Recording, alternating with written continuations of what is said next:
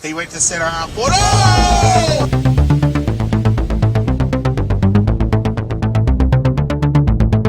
Filer puts the afterburners on, steps around from about 45. Stop it! And he's tipped it, has he?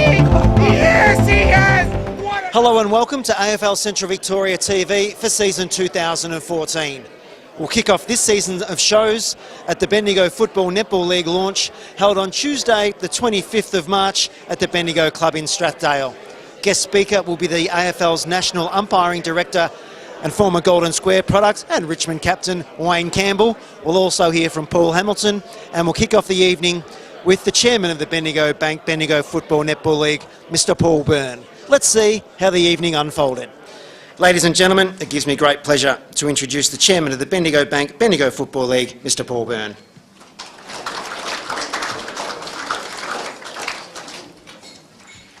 Thank you, Trav. It's very dark up here, so I hope I don't muck up any of my notes here. Just a big welcome to everybody here this evening. One of the key reasons why we have a launch is so that we can all get into a room together and to mingle, because it doesn't happen very often, probably 2 or 3 times a year. So one of the main purposes of tonight is to actually get together in a room and to share thoughts and to share our resources. To the players, the coaches, the committee people, the presidents, the secretaries, to everybody else, you guys really are the most important part of this evening, because the competition revolves around you guys and what you guys put out on the park each Saturday and sometimes Sunday and beyond. The league is, in our opinion, the board, going from strength to strength. We do have our issues, we do have our challenges. We're thrilled that Kyneton are back in the mix next year. So Mark, pass on our thanks to Rob, and I see Rob there. Rob, back to all the guys down at Kyneton. Great job over the last probably 6 months. Been a real hard slog. And so congratulations to you guys, and looking forward to hearing the black and gold Tiger theme song being sung from the Kyneton club rooms. Thanks, Paul.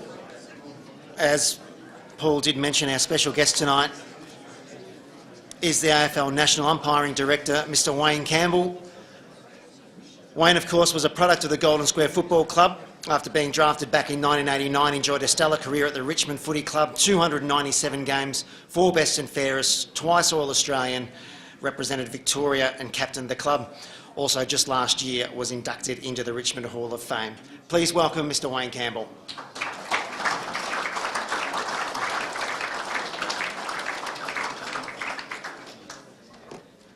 Nice to meet you, Wayne. Good. Paul is right, it's pretty dark up here, so... That's all right, that's fine. Hopefully I can read these questions and ask them well of you. We might do it a little bit almost like this is your lifestyle. We won't go too far back, but we might go back to about 17. As I said before, you were drafted from Golden Square in 1989. Did you play all your junior footy at Square, and had you had much senior experience when Richmond came knocking? I was actually born in Oyen, so far north of Victoria. Moved to Bendigo when I was 12 and played with the Golden Square Junior Footy Club, and then I did something quite controversial at the time. I went and played for Maris Brothers, and I was Catholic, but I didn't actually attend the school. So myself and another guy went and played there for a couple of years. I think it was under 13s and under 15s. Broke my arm, didn't play the last year, and then went back to Golden Square to play under 18s, and I turned up to training on one of the nights, and I must have turned up at the wrong night. I was 16, and Brian Walsh, who was the coach, said, why don't you just join in with us and have a go at that. So I'd planned certainly to play under 18s for a couple of years, and within about 4 weeks I was playing on the QEO against Northern United in a senior game, which was it was mind blowing at the time. So 16 at the time, and then played for Golden Square. I was drafted at the end of that year, but stayed in Bendigo to do Year 12 at Bendigo High, and then went down to Melbourne and played at Richmond after that. So with that year here, after you were drafted, you debuted in 91. 12 games, and then you cemented your spot the following year. How hard was it to crack a game at the Tigers at that period, and who were some of the top liners at the club? It wasn't very hard because we were pretty ordinary. So, no, I was very lucky, as I mentioned Brian Walsh before, I was very lucky at Golden Square that he sort of took me under his wing. We were a very successful side at that stage. Andy Jacobans was on the board, who was just reminding me that he was the success behind the whole thing. They'd won the flag in '88. We'd had a reasonably experienced side, but I think they wanted to introduce a couple of young guys, and I was really lucky to be put into that. I think I had a reasonable year that year, but even the next year, even after I was drafted, Brian really protected me as a 17-year-old and gave me some games that I probably shouldn't have got. And then, yeah, I had Kevin Bartlett at Richmond in my first year, who was fantastic, but then was lucky enough to have Alan Jeans in my second year. He'd come across from Hawthorn, been a bit crook and had a year off, and then came to Richmond, and yeah, the first time I met him, he just said, I think he can play, and I had no idea whether I could play or not, but he said he said I could, and he was a smart man, so I believed him. So he gave me an opportunity to play and play in the midfield and all that sort of stuff. So it's something I've taken, into coaching or whatever I've done, that to be able to have some faith shown in you by some coaches has been really good for me in the early part of my career. Yes, touched on it a little bit there. It was a tough time at the Tigers in those periods, financially and a few other things. You spoke about Kevin Bartlett. I have heard, and he's only one of 3 players to play more games than Wayne at the club, by the way, say during his tenure as coach, which you just brushed across, he had to buy things like footballs, training footballs. It was pretty bleak at the Tigers when you got there. These sorts of trials a good base for a young man trying to find his way in footy? I barracked for Richmond, and I still remember getting the phone call on November, whatever it was, when I was 16 at Park Avenue, Golden Square, and I got the phone call about 10:30 at night. It wasn't like the internet and live on TV and all that sort of stuff at that stage. I didn't find out till someone rang me at 10:30 that night, which seems incredible now. And I got off the phone, and Mum said, who did you get drafted by? And I said, oh, Richmond. And she went, ooh, that's not much good, is it? And I said, well, they've been shit for a long time. Surely they couldn't continue to be this shit. And I was wrong. We were pretty ordinary for a long time. So, yeah, I had 3 coaches in my first 3 years, which clearly is not a great entry into it. John Northey came along, coached for 3 years, and we made finals. He then decided to go somewhere else. So played for 15 years, which I was really proud of, but we only played in 2 final series during that. So I've been really happy and really proud of the way Damien Hardwick's done it. It's the first time Richmond's been done really properly since probably 80 and 82 when they played in their last premiership and last grand final. So yeah, it was an unstable time. You learn a lot of resilience during that time, to be constantly losing, I suppose, but then also saw what a good club looks like at certain stages as well. So. Preferably, I would have liked to have played in lots more winning sides, but didn't get to do that. So it was the lot I was given. Now the picture at Richmond's a little bit better at the moment. Club CEO Brendan Gale, well, he raised eyebrows, I guess, didn't he, when he came out with his 5-year plan with lofty ambitions financially, high memberships, financial growth for the club and on-field success. Now, largely they've all been ticked off as he's gone along. It's been an amazing rebuild. How important has he been to the Richmond Football Club fabric after his football days and now as CEO of the club? Yeah, extraordinarily important. It's the president, the CEO, the footy manager and the coach are the 4 most important people, and that'll be the same whether it's at Golden Square or Kyneton or wherever it is. If those 4 people can get on the same page, well, you're half a chance. Gary March was a really good president. Brendan's been a brilliant CEO.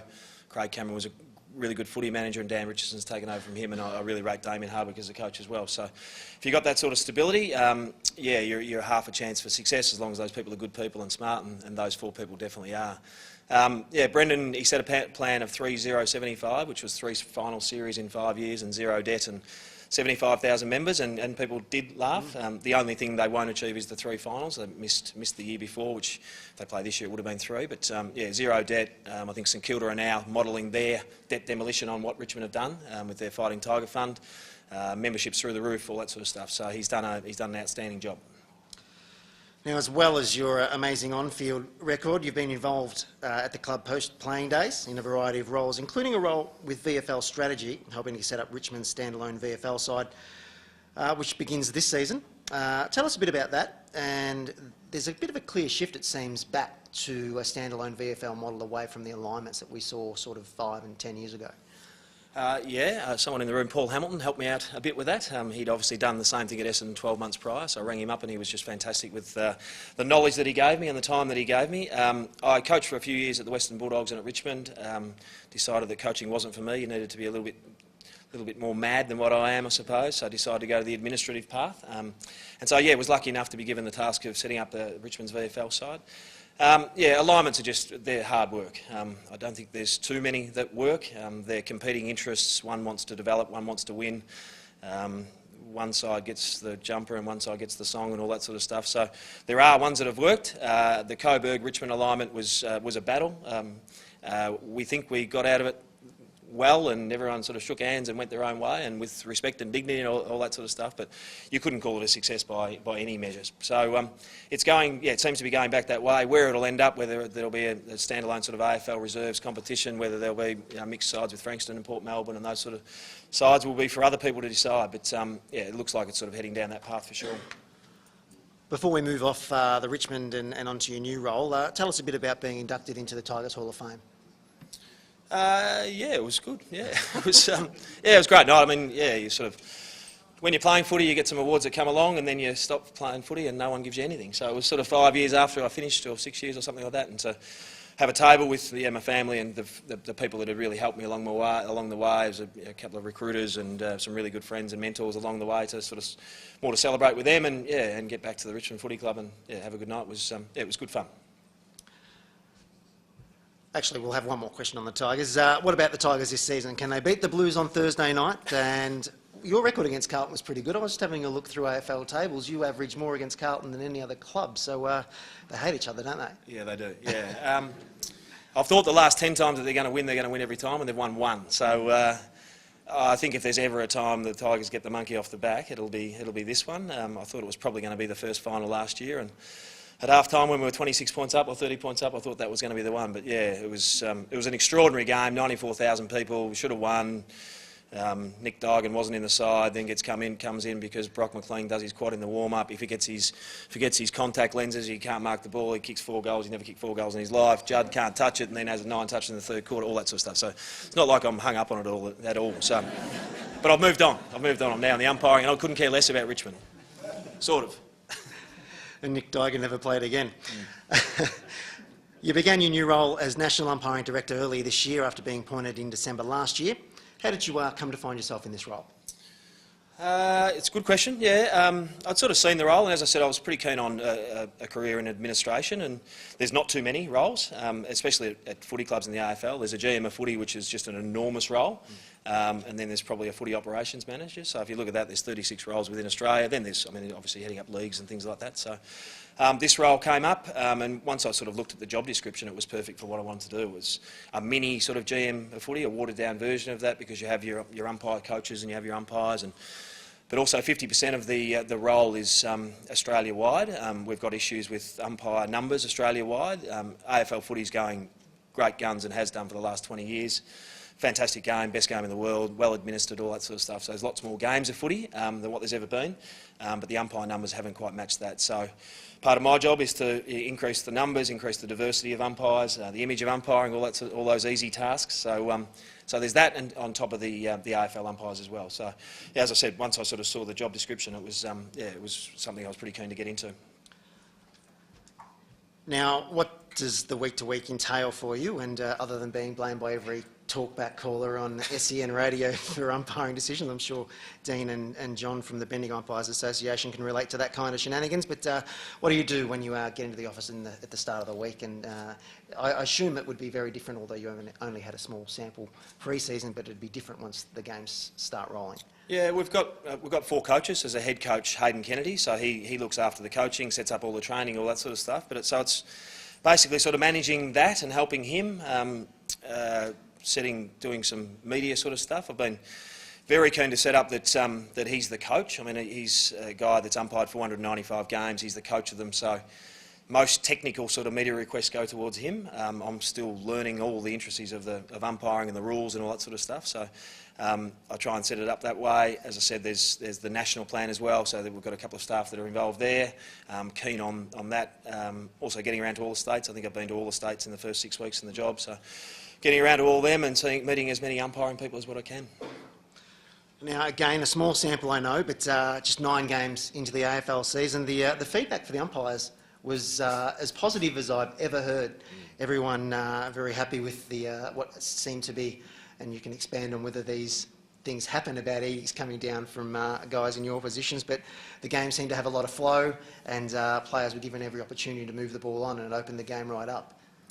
Yeah. So there has been some favourable stuff. So if I've known anything about footy, I'm a week away from copying a massive whack, I would have thought. So, well, Hayden's edict is just to pay the clear and obvious free kicks. I think over the last 10 years, I think the opening round average of free kicks was about 36 and we were 31 or something. So it has been the lowest, but there certainly has been no edict from Hayden to not pay free kicks. He always talks about paying the lesser free kick. So if it's a 50-50 to not pay it. If it's a deliberate out of bounds and you're not quite sure, well, don't pay the free kick, just ball it in. So there's also the contact below the knees. That rule's changed a little bit, and I think we paid 8 in round 1 last year. We only paid 1. So if you sort of add those in, there's probably a few more free. So the change of rules has probably changed a little bit as well. There's 2 former AFL players in the Elite 33 at the moment, former Carlton and Essendon player Jordan Bannister and Lee Fisher, who played at St Kilda. Are there more that you know of that ex-AFL players looking to make the transition to AFL umpiring or umpiring at a high level? Brent Wallace, who didn't play AFL, but Terry Wallace's son, he's on our... So we have a player to umpire pathway program. So they're on that. Lee Fisher was on that. Jordan Bannister was on that. I think AFL players would make good umpires, but it's a very, very small sample. What I'm keener on again is this Australia-wide plan of trying to get more players who play footy, I don't really care which level it is, whether it's BFL or Loddon Valley or where it is, to take up umpiring when they retire, because certainly players have got a good feel for the game, and some of the better umpires have been ones that have played footy up until the age of 22 or 23. So the AFL part of it's a component, but I would argue it's sort of a small component, but Australia-wide I think is probably the bigger picture. There's a local product also among the 33 at the moment. Tristan Burgess, who umpired in the Bendigo Umpires Association, is part of the 33. He's had the whistle for 14 AFL games. How's he tracking this year? Yeah, he's going all right. I don't think he umpired round 1, but yeah, he's been in reasonable form. We've got a list of 33 with Jordan Bannister, who came back on, 27 umpire each week. So we're actually trialling groups of 3, so teams. The NFL do it quite a bit where they'll have one team that'll umpire together, so we're trialling that. So probably for the first 2 or 3 weeks there won't be too many changes, but he'd probably get a chance after that. Do you find that umpires gel better and just complement each other as well, or what's the thinking with that? Yeah, so the idea is that they get to know each other, they get to know how they move, what they think, all that sort of stuff. It's certainly a trial. We've done it for 1 week, so we've got no idea how it went. But we're certainly trying to track how they fare individually and as a team as well. But that's going to take sort of half a season to get a handle on. Paul Byrne touched on the fact that we have John Norton and Dean Goodrich here from the BUA tonight. What would your advice be to those 2 boys and to anyone that is looking to get into umpiring about how to go about it and you know, what the advantages are of being an umpire? Yeah, well, it's something that I've only really looked into for a couple of months, but certainly it's a great way to stay involved in the game you love. We all sort of love footy, so it's a great way to stay involved. It's a great way to stay fit. You clearly have to run a fair bit, unless you're a goal umpire. You don't have to move too far, but boundaries and fields have to move a fair bit, and you can earn a little bit of money on the side as well. So it's a great profession, we think. Thanks for your time. Any parting shots? No, I think, just Bendigo footy obviously did a lot for me, so any time I can ever come back and help out, I'm only too willing to. But thank you. I say good luck for Golden Square to win a, 6th in a row or whatever, but yeah, for the rest of you, good luck for the whole year. Hope it all goes well. Ladies and gentlemen, Wayne Campbell. Cheers. It's a history book in our local league. Thanks very much to Wayne, and best of luck for the ongoing role. First of all, thank you for inviting me along tonight, and particularly to the BFNL board. It is exciting. It is the start of the season, and it's great to see so many people here. And it was great to hear from Wayne, who's obviously been one of the great products of the Bendigo region. So thanks for coming up tonight, Wayne. We really appreciate it. It's always great to have people like you come along and be part of things. I didn't have much in common with you as a player. You were skillful, read the play well, won 4 best and fairest, was Brownlow favourite 1 year from memory. I was none of those things. But the one thing we did have in common, our first game, we both played against Fitzroy. So when I was at Essendon, my first game was against, I was an 18-year-old kid playing on a 36-year-old Bernie Quinlan. And luckily he just about run his race by then.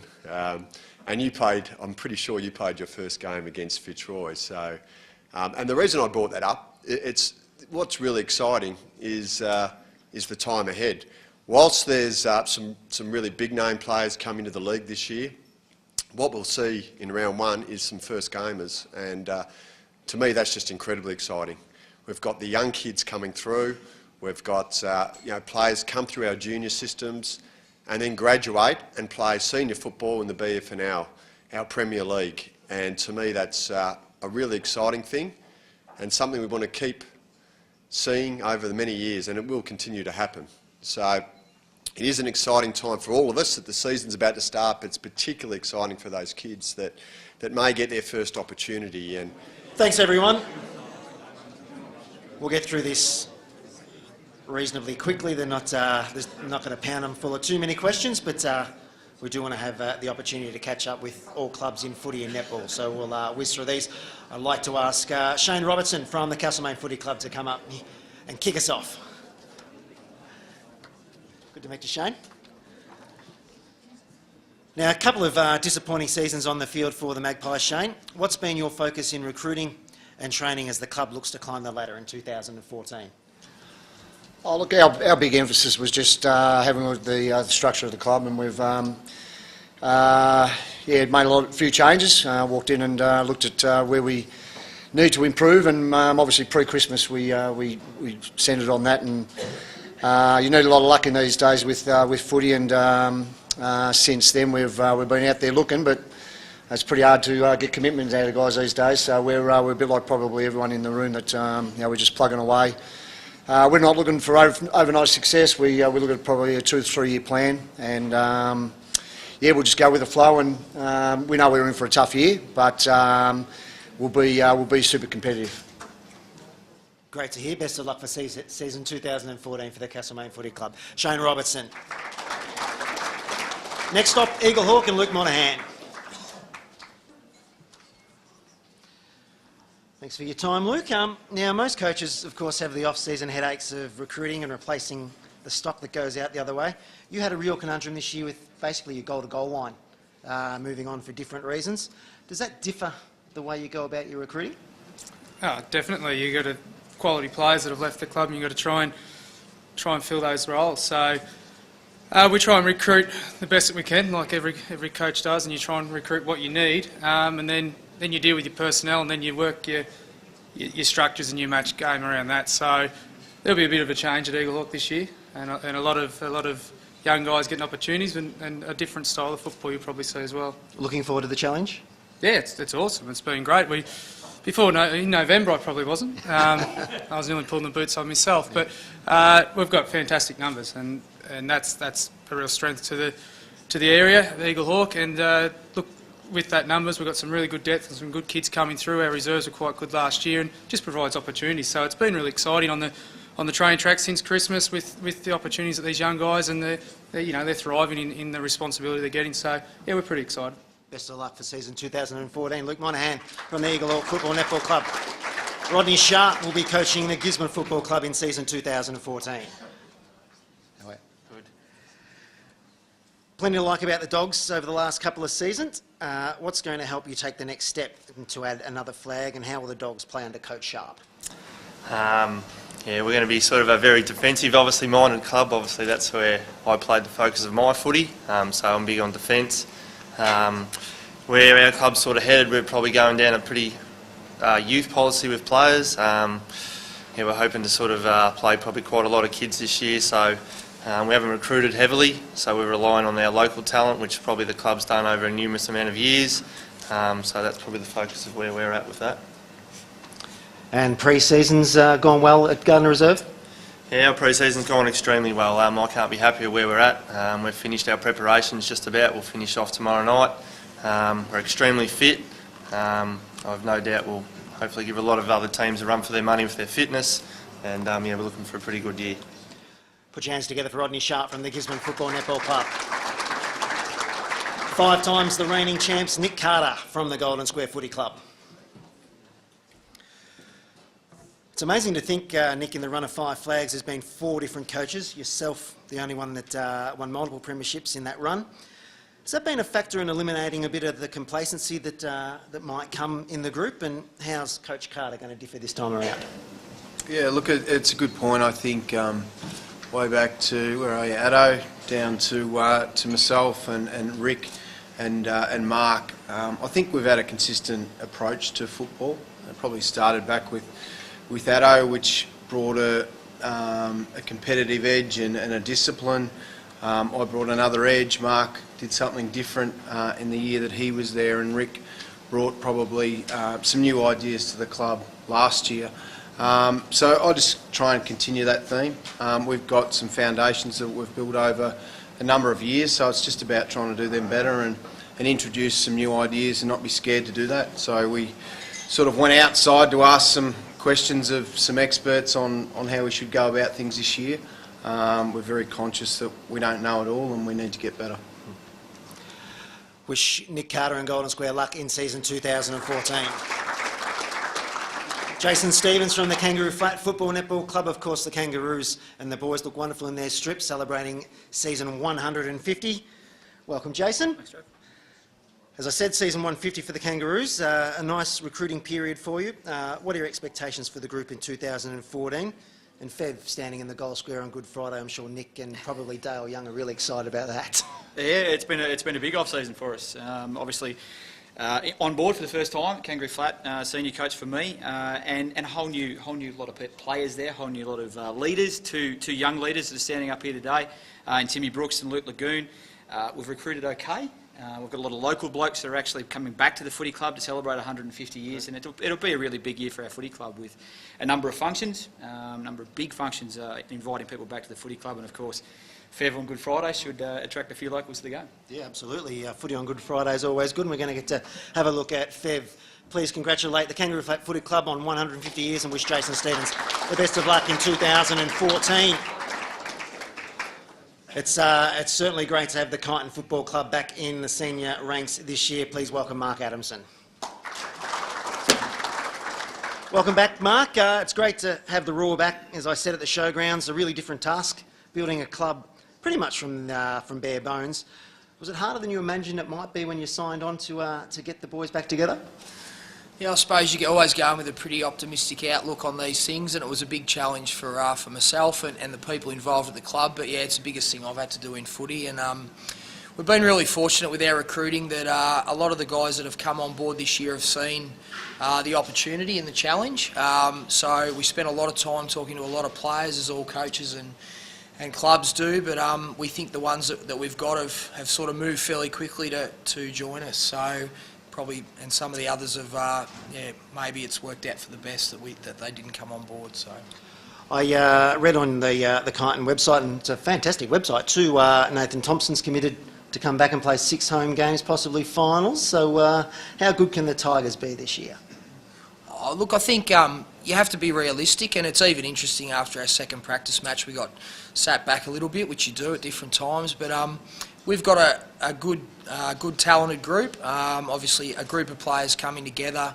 Things don't happen overnight, so it's going to take us a fair bit of time to get them playing for each other and playing the way that I want them to play. So we're pretty realistic about that, but we've certainly got, we haven't got a set ceiling, so we're aiming to play finals, but we want to make sure that we're competitive and we compete the best we can in every game, and we certainly win a substantial amount of games for the year. So best of luck. The Roar's back in 2014. Put your hands together for Mark Adamson, Kyneton Footy Club. Maryborough this year, I think we've got Luke Bucknell, is that right? Captain? Yep. Thanks for your time, Luke. Now, after a pretty tough off-season, it must be said, for Maryborough, how have the boys taken to their work, and how are the Magpies shaping up now that footy's about to begin? Yeah, things started out pretty tough for us. Numbers is always an issue over there, but it's to the Jamie and Chatty coaching this year. A real credit to them. They've turned it around in the last couple of months, and we're really excited. We've got a lot of young kids, but we're just starting to, recruit a few good players that hopefully can give us a little bit of depth. And really looking forward to kicking off in the next week. It's always good when the footy starts. Please thank Luke Bucknell for his time this evening from the Maryborough Footy Netball Club. Sandhurst is next. Brett Fitzpatrick. Thanks, Brett. Thank you. Now, the club rattled home last year, I guess, before being exited in the finals. Is making a solid start a real focus for you and the boys this year? Absolutely, I guess. I think it was 4-0 last year, down the reverse way, so you can't afford to give away games at the start of the season and catch up at the end. It's just, you have to look after your own destiny. And are the Dragons fit and healthy at this point of pre-season, ready to go? Yeah, they're all going along okay, and pre-season's been sound so far. I guess there's still a bit of improvement left to be had in the list, and we'd like to see that come through probably in the back half, 2/3 of the season, but you just really want to be conscious of what you're doing early on as well. Put your hands together for the Dragons. Brett Fitzpatrick. South Bendigo and Jeff Brennan. Ladies and gentlemen, too, put your hands together for Jeff in the off-season, part of the premiership win, or the WNBL title win of the Bendigo Spirit, and around 100 Ks from Echuca to Bendigo in ovarian cancer research sponsorship, and amazing job. Well done.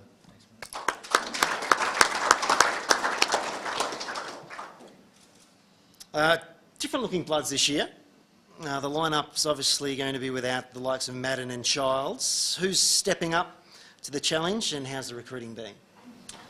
Oh, look, we've obviously turned over some players, but it's probably come at an opportune time. We're pretty excited as a footy club with, support of the Bendigo Footy League and Council with our move to Harry Trott. So, and with that, we've made a lot of change with our list, and we've probably had a nucleus of a side for the last few years, but the club hasn't been able to get the job done in that time. So we've sort of probably taken a step back and really gone after recruiting some youth that can be involved in the next probably 3 to 5 years that can force this team back into the finals and get another opportunity.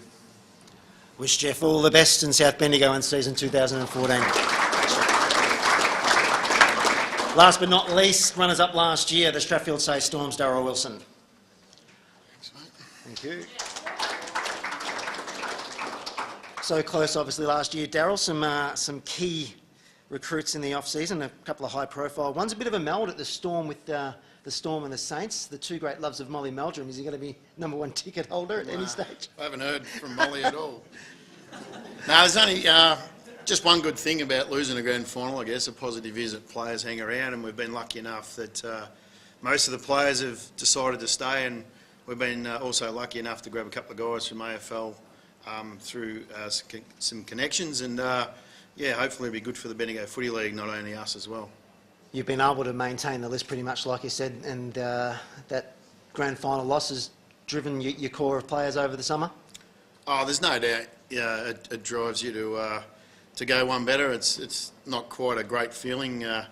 Plenty of people have walked in this room, that are in the room tonight, have had that walk into the rooms after the game. It's not that exciting, but you've got to use that to motivate you to go again, and our group's certainly going to do that. But having said that, we've probably incorporated 4 or 5 to 6 new players, so to try and where we were deficient, we've fixed that as well. Put your hands together for Darryl Wilson from the Strathfield Say Storm as they look to go one win better. That's how the 2014 season launch looked for the Bendigo Football Netball League. It was great to hear from Wayne Campbell. We're close to action in season 2014, so on the court and on the field, play fair and have fun.